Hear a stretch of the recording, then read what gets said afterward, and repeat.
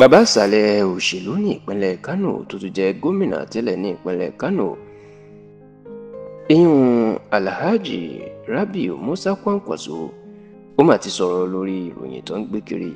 Ó ti sọ̀rọ̀ lórí awuyewuye tó ń gbé kiri lórí ọ̀rọ̀ ìbàjẹ́ àti ọ̀rọ̀ àbùkù tí wọ́n ló sọ nípa olórí oko orílẹ̀-èdè yìí,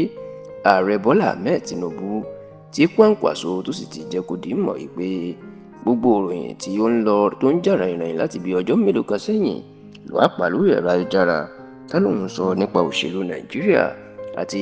Ààrẹ Bọ́lá Ahmed Tinubu. Òun kò sọ ọ́, kódà ọkùnrin náà jẹ́ kó di mọ̀ pé àsìkò ọ̀rọ̀ lórí òṣèlú Nàìjíríà ò tíì tó, básìkò ọ̀rọ̀ bá tó òun yóò jẹ́ káwọn èèyàn mọ̀, òun yóò sì sọ̀rọ̀ síta. Ẹ̀rọ ti wípé ní ọ̀sẹ̀ tí ó kọjá yìí, ó ní ìròyìn náà ló bẹ̀rẹ̀ sí ní máa tàn káàkiri orí ẹ̀rọ ayélujára nígbà tán ní Kwankwaso ti fi ọ̀rọ̀ síta níbi tó ti sọ̀rọ̀ sí Ààrẹ Bọ́lá Ahmed Tinubu àti ẹgbẹ́ òṣèlú All Progressives Congress. Ẹ̀rọ ti pé ìpàdé wáyé láàrin Kwankwaso àti Tinubu ní ìlú London lórílẹ̀‐èdè United Kingdom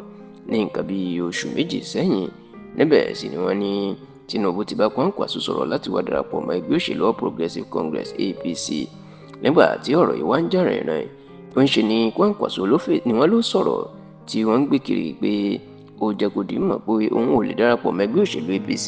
Gbogbo òun yóò bá tiẹ̀ darapọ̀ mọ́ ẹgbẹ́ òṣèlú kan, kò ní jẹ́ ẹgbẹ́ òṣèlú APC táwọn ọmọ Nàìjíríà ti kọ̀yìn sí tó ń fi ayé ní àwọn èèyàn lára. Wọ́n ní Kwankwaso sọ nínú ọ̀rọ̀ náà wípé òun fẹ́ darapọ̀ mọ́ àwọn adarí ẹgbẹ́ òṣèlú alátakò táwọn fẹ́ kó ara wọn jọ láti lé Tinubu ni, àti pé pẹ̀lú bí Tinubu ṣe ń bí òun tó pé kóun wá darapọ̀ mọ́ APC,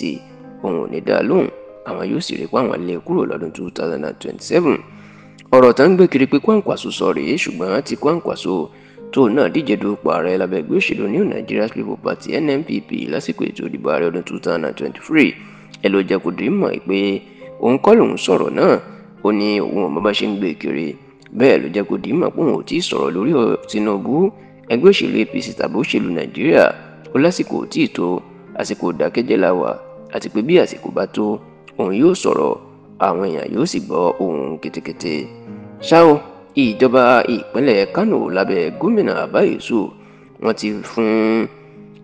olùrànlọ́wọ́ pàtàkì lórí ọ̀rọ̀